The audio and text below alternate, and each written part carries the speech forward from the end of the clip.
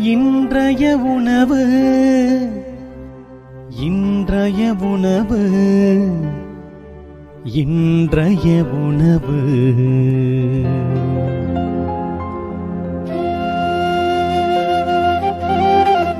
நற்செய்தி வழங்குபவர் தந்தை நிர்மல் ராஜ்.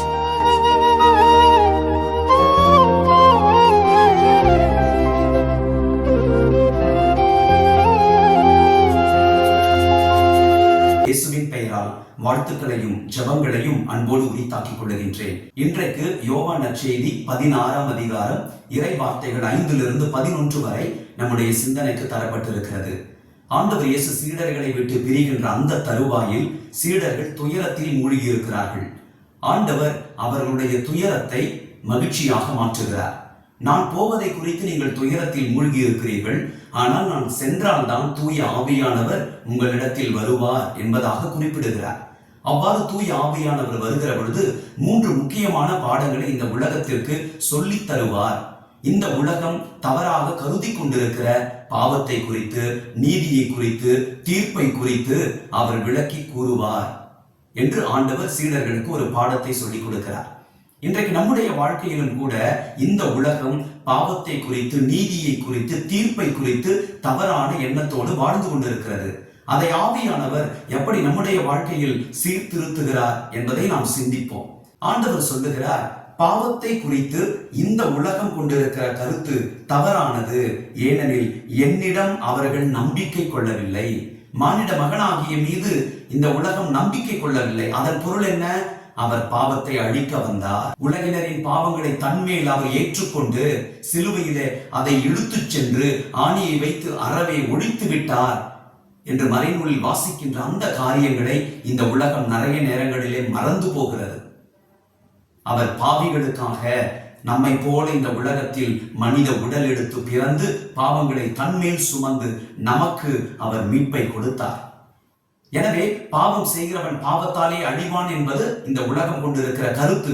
ஆண்டவர் அதை தன் வாழ்க்கையில மாற்றி போட்டார். இரண்டாவதாக ஆண்டவர் நீதியை குறித்து பேசுகிறார். நீதி பற்றிய அவர்கள் கருத்து தவறானது, ஏனெனில் நான் தந்தையிடம் சொல்லுகிறேன், நீங்களும் இனி என்னை காண மாட்டீர்கள். அன்பானவர்களின் நீதி என்றால் என்ன? கடவுளுக்குரியதை கடவுளுக்கும், மனிதர்களுக்குரியதை மனிதர்களுக்கும் கொடுப்பது. ஆண்டவர் கடவுளாக இருந்தாலும் மனிதர்களாகிய நம்மை மீட்டெடுக்க அவர் மனிதனாக வந்தார். இப்பொழுது தந்தை கடவுளின் திருவுளத்தை நிறைவேற்ற வேண்டும் என்றால் அவர் மீண்டும் தந்தையிடம் சென்றாக வேண்டும். அது நியதி. நம் ஒவ்வொருவருடைய வாழ்க்கையிலும் கூட ஆண்டவரால் இந்த உலகத்திற்கு அனுப்பப்பட்டிருக்கிறோம், அவரால் தேர்ந்து கொள்ளப்பட்டிருக்கிறோம். நம் வாழ்வினுடைய இறுதியில மீண்டுமாக அந்த தந்தையை, மூவொரு கடவுளை நாம் அடைவதுதான் நியதி. இந்த உலகம் தருகின்ற நியதி எல்லாம் இந்த உலகத்தோடு அழிந்து போகும். ஆனால் ஆண்டவருடைய நியதி என்பது நாம் எங்கிருந்து வந்தோமோ அங்கே மீண்டும் செல்ல வேண்டும். அதை இயேசு தன்னுடைய வாழ்க்கையில நிரூபித்து காட்டினார். யோவான் திருமுகம் 2ஆம் அதிகாரம் முதல் 2 வசனங்களிலே திருத்துதர் யோவான் சொல்லுகிறார், என் பிள்ளைகளே, நீங்கள் பாவம் செய்யாதிருக்க வேண்டும் என நான் இதை உங்களுக்கு சொல்லுகிறேன். ஆயினும் ஒருவர் பாவம் செய்ய நேர்ந்தால் தந்தையிடம் பரிந்து பேசுபவர் ஒருவர் நமக்கு இருக்கிறார். அவரே மாசற்ற இயேசு கிறிஸ்து. நம் பாவங்களுக்கு கழுவாய் அவரே. நம் பாவங்களுக்கு மட்டுமல்ல, அனைத்துலகின் பாவங்களுக்கும் கழுவாய் அவரே. அன்பானவர்களை, கடவுள் நாம் செய்கின்ற பாவங்களுக்கெல்லாம் நீதியோடு தீர்ப்பிட வேண்டும் என்று சொன்னால் என்றைக்கோ நாம் அழிந்திருப்போம். இந்த உலகத்திலே பாவம் செய்கிறவன் தண்டிக்கப்பட வேண்டும்.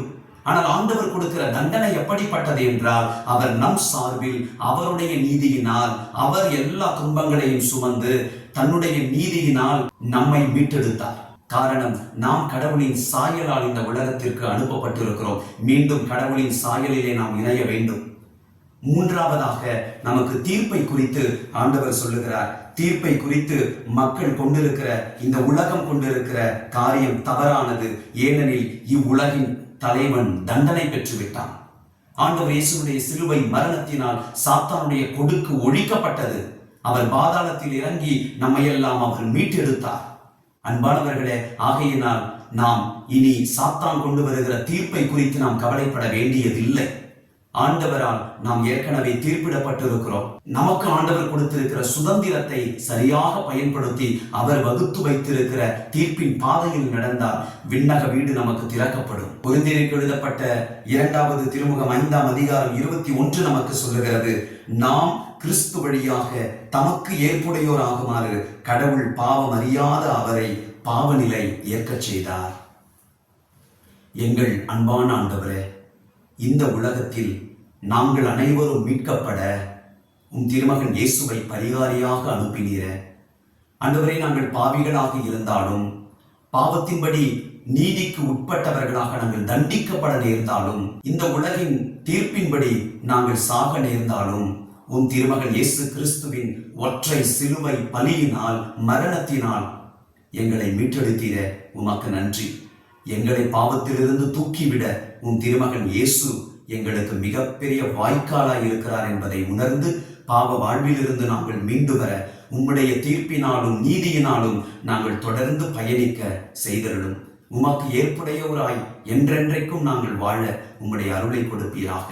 இயேசுவின் நாமத்தில் ஜெபிக்கின்றோம் தந்தையே. ஆமேன். God bless you.